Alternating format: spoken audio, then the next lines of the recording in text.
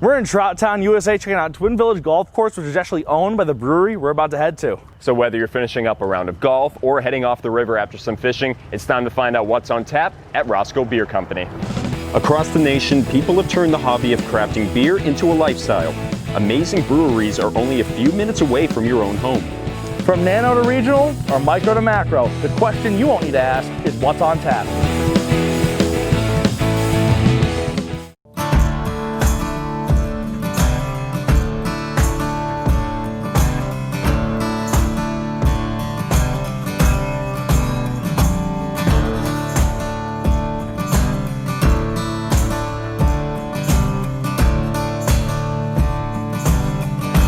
Roscoe Beer Company first opened their doors back in 2013. However, in 2015, they expanded into the full building that you see behind us. And since then, they've been making award-winning beers that has put Roscoe, New York on the map as a must-stop place for the New York craft brewery scene.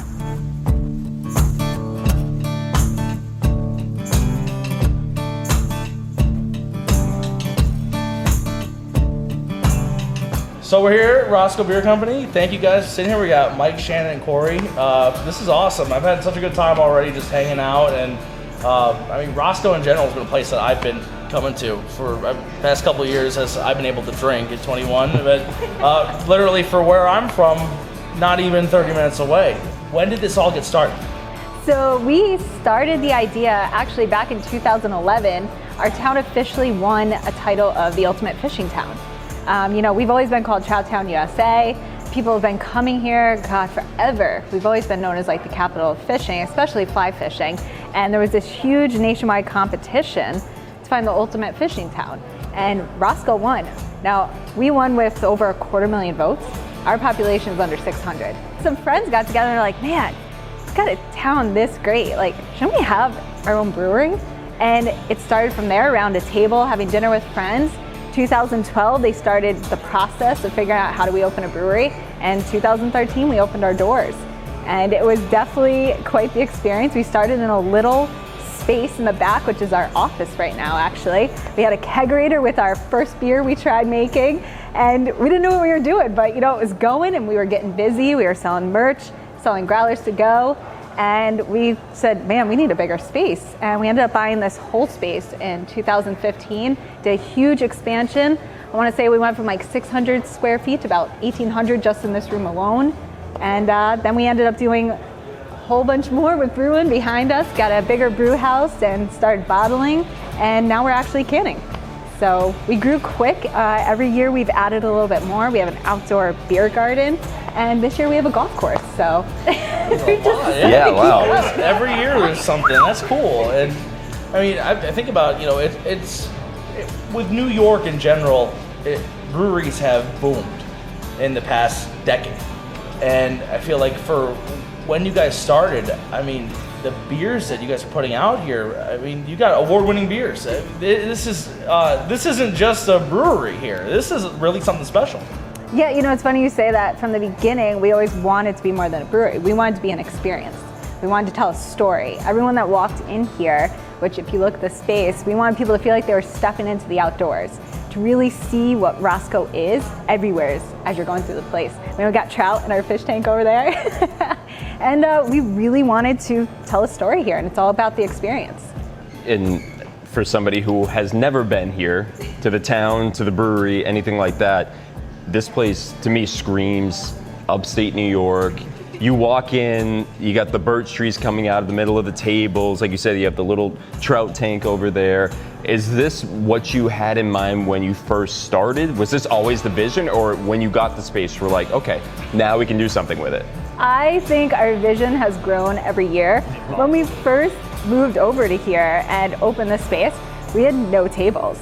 We were like, oh, we won't do like pints to go. Are people really gonna wanna stick around? And all of a sudden we were like, oh, we need chairs, we need tables, and it has just evolved. I feel like every year our vision has just been like, wow, we can do this now. I see Roscoe in every beer I go to, or every place I go to, in at least in my area here in New York. Find it in Binghamton, you can find it in Walton, I mean, Oneonta, that's just these areas, but getting the beer out there, and how are you taking that outdoor feel to bringing that to the beers you're distributing? Well, we're New York only. I mean, that's where our distribution starts and ends. But we're in 16 counties throughout the state.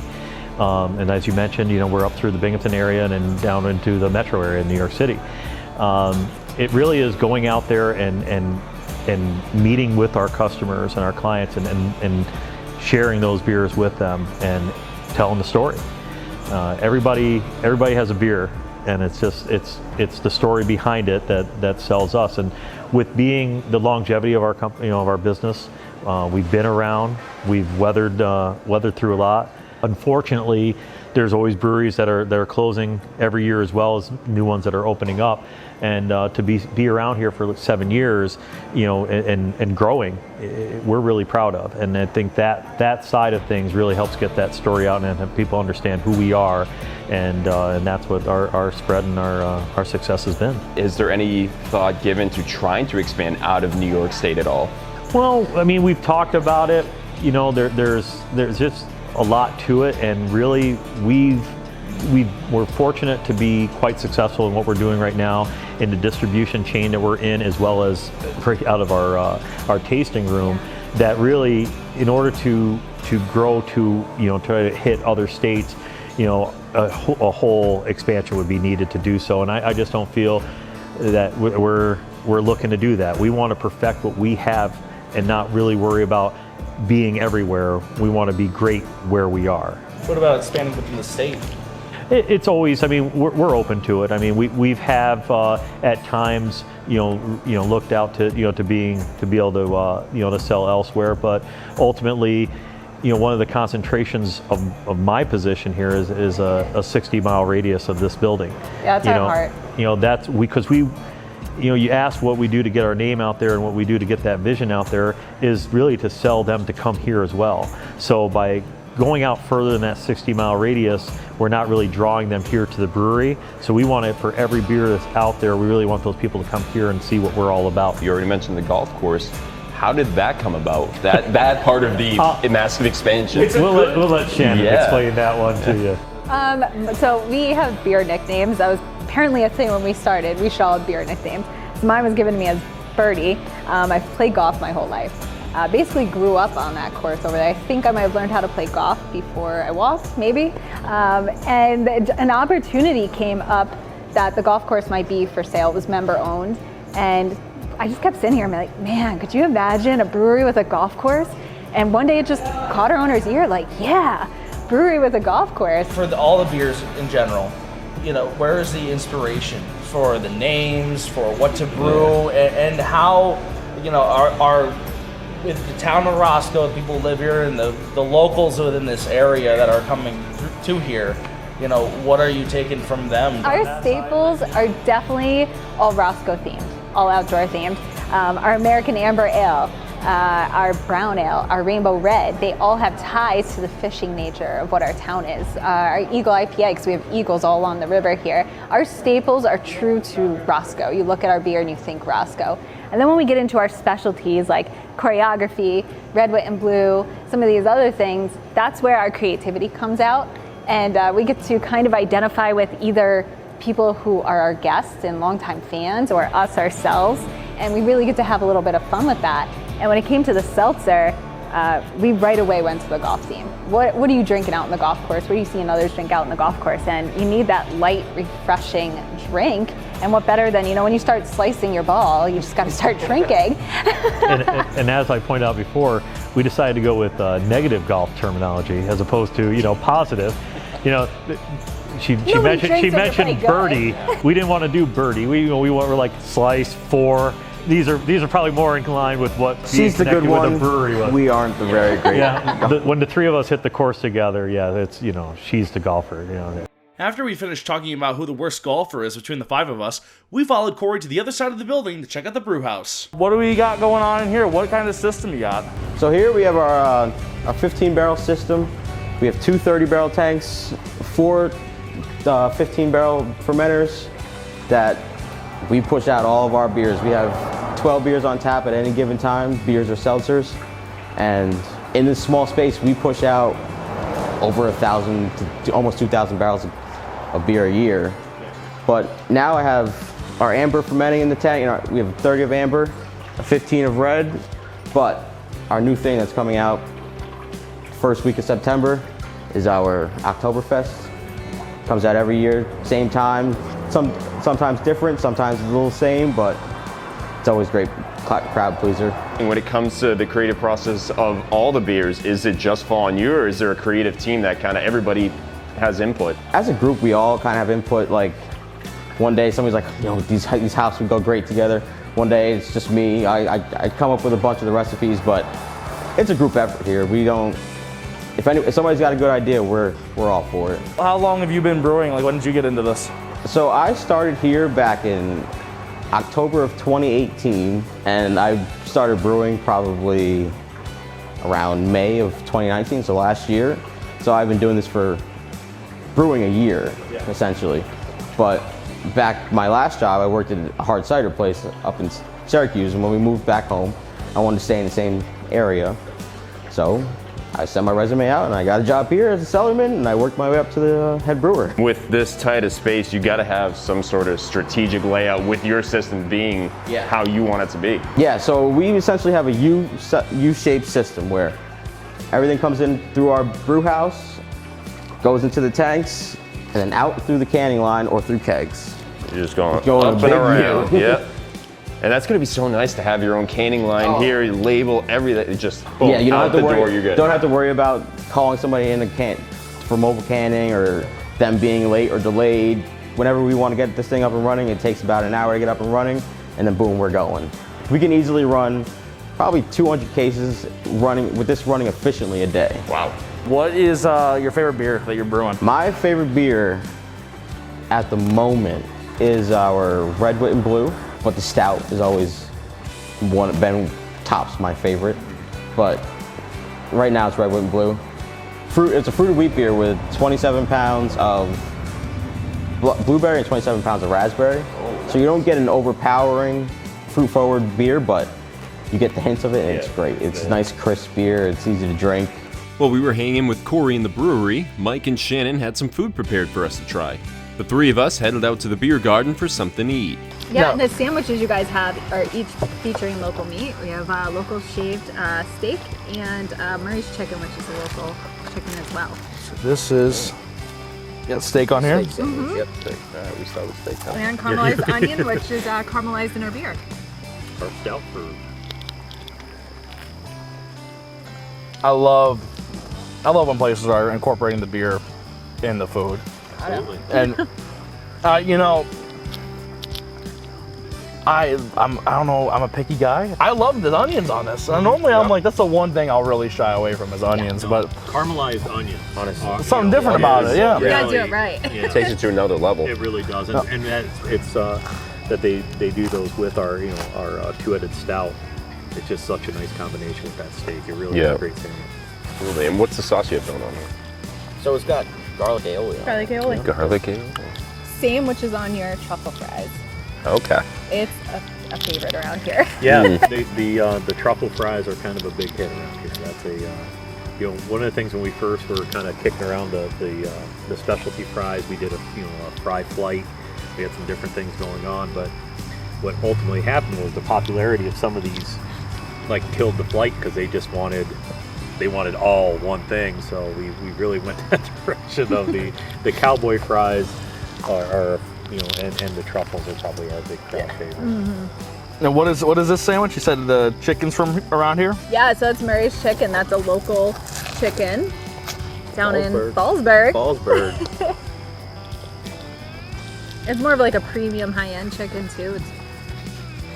That's a really good piece of chicken. Yeah. Yeah. It really Wow. is. It's a great sandwich. Some It bacon is. on top too. Yeah, it's Bacon, yeah. actually Anything with bacon is just automatically better. we feature burgers that are paired with our newest beers, so we'll make them based off of whatever we have coming out. We did one off of the Red, Wit, and Blue. We've done one, off our Double Eagle, Seltzer. the seltzer as well. So it's kind of a fun. You talk about that give and take with coming over beer names. Well, now it's like we've taken it at that next level where we get to sit around now with our cook and say, hey, what would you do? We've been hanging out at Roscoe Beer Company for a bit now. We've had their delicious food. I think it's time to try their incredible beer. And I think these guys are trying to tell us something. It's time for us to pour four.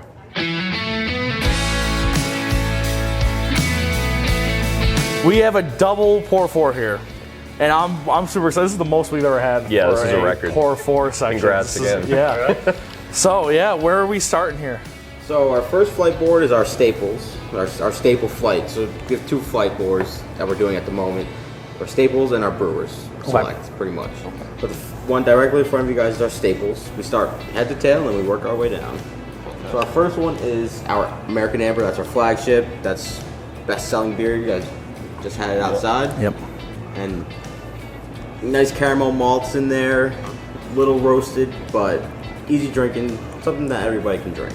Yeah, this is one of the best ambers I've had. Like I've had the amber a couple times, and I mean, who hasn't had the amber a couple times?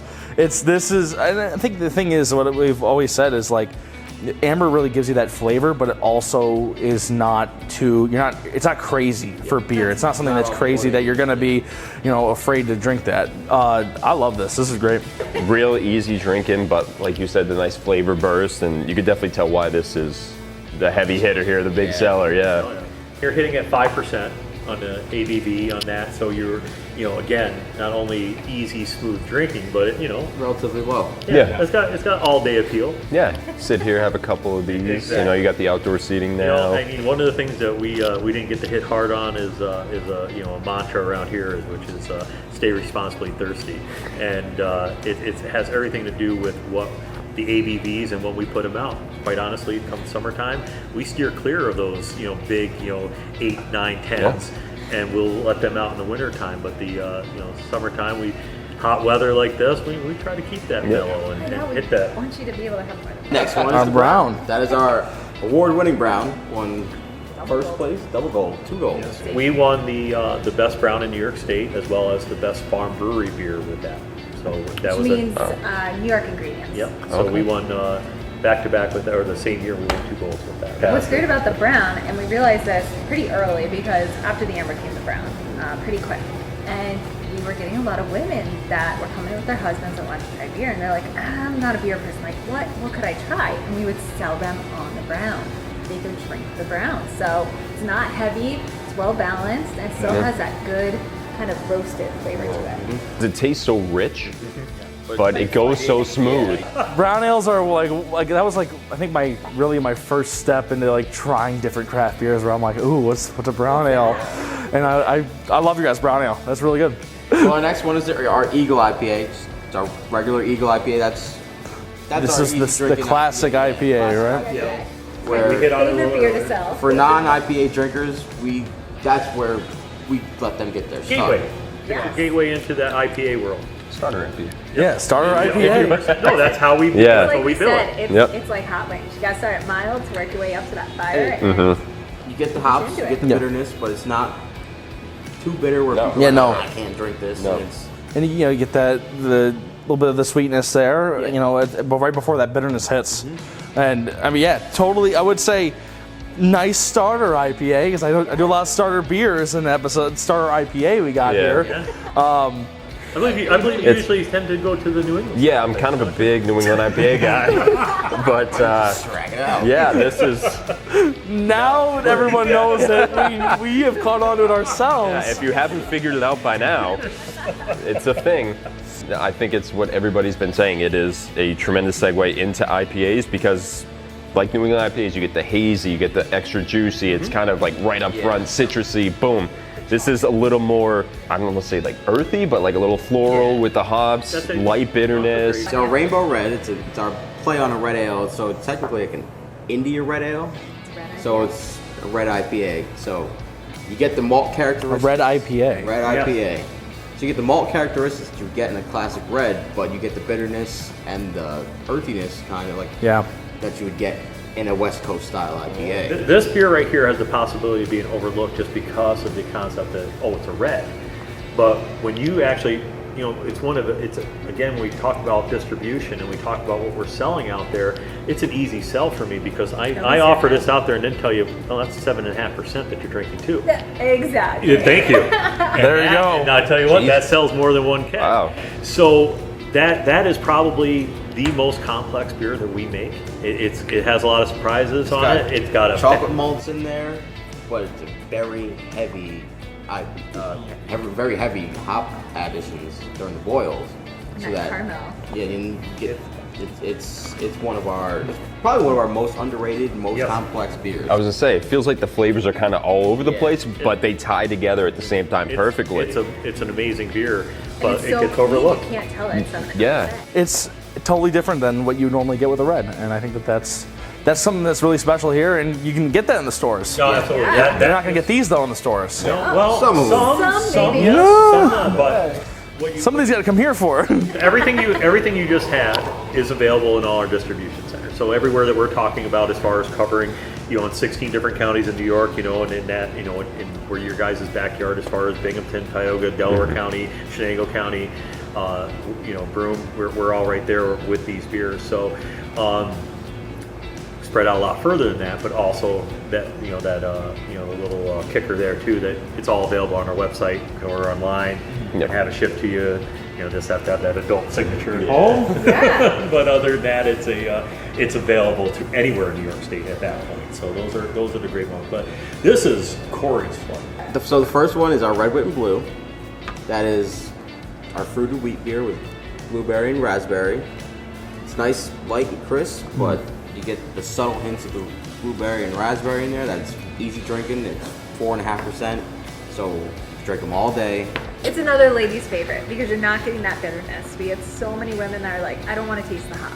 It's a great beer for them. But even the non-craft beer drinkers love it. Like, we saw this beer within a month. Like, I'll do a 15 You guys were lucky barrel. you got some.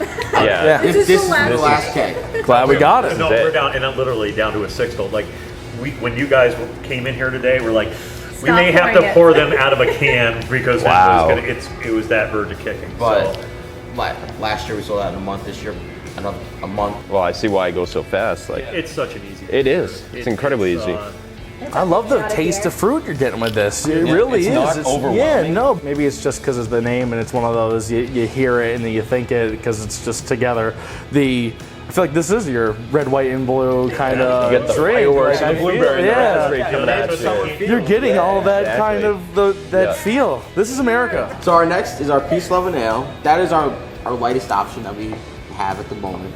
But we brewed that in collaboration a few years ago, starting with Bethel Woods, where the original was site the original Woodstock, and they have a massive concert venue there. But we brewed that in partnership with them a few years ago, and now we're going into distribution with it because from end of March until the end of August, that beer is sought after. When you think of Bethel Woods, you think of concerts. I think that's something that everybody's kind of missing this year. Oh, sure. And Big time. We are as well. Trust us. Yeah, this is a beer that you could get at a concert and like while you're listening to music, No, you this gotta is- have a couple of these. It's This perfect. This is served at their pavilion. Yeah, This it's- is one of their featured beers, and it's a Great concert beer. Yeah, exactly. You're gonna get something different at a concert because they also have all those different kinds of beers, but you're getting that light feeling with the craft beer, and I like the smoothness of blondes, and it's just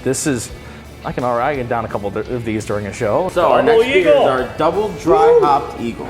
So it's a spin on our regular Eagle IPA that we dry hopped with 11 pounds of Mosaic and 11 pounds of Centennial hops. Yeah.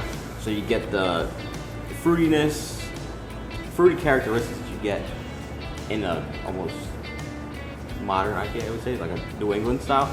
But it is a classic West Coast pull you IPA. back. But it's still a classic West Coast IPA. This is At the end. Or the classic. This is a Corey baby. This is his, and with taking that variation and playing off of something that's very popular in our Eagle IPA, and as that startup beer, to me this signifies the beer of the summer. I mean this is that kind of take away from pure juice bomb, but you're still getting that IPA characteristics in a full bodied beer. and still landing at that 6.2 ABV. So you're not hitting the highlight. You know, it's a really, really easy drinking beer, but the flavor that comes off of it is amazing. It just rounds out so good, just like a true one. The smell is incredible. The citrusy, floral. Oh, Having both of these, I mean, it is a real difference. You're really getting a real difference between these two. Not that I wasn't expecting that, but it's like you're really getting it is not just the Eagle IPA. You got to try the different one and to see the taste. still doesn't feel heavy. I'll grab a growler of this. Like that's awesome. So our last beer of the 8. We still got a couple more. But anyway, anyways, this is the award-winning. The award-winning 2-edged stout. The one with governors. Yeah, seeing through this one. I'll drink one with you too. There you go. Hey. So this beer right here, this was the first, Governor Cup. We were fortunate enough to be The Taste New York. The inaugural Yes. champ. Wow. we were in a Blind tasting. with a tie with Yeah, with the Oh My Gang. So you I have went seen to, that, yeah. Would certainly you've been there, but that's a pretty high acknowledgement to be paired with them To as be well. with So, them was amazing.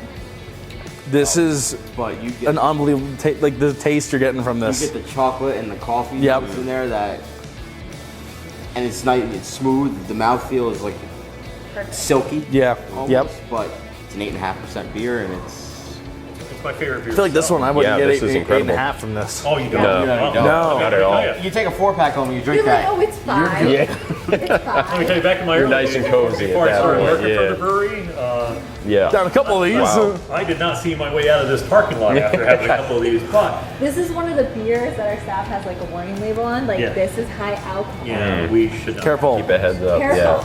When I go out to sell and I present, this beer to people who, are stout, like go to an Irish pub and they got their Guinness and goodness, you can't break away.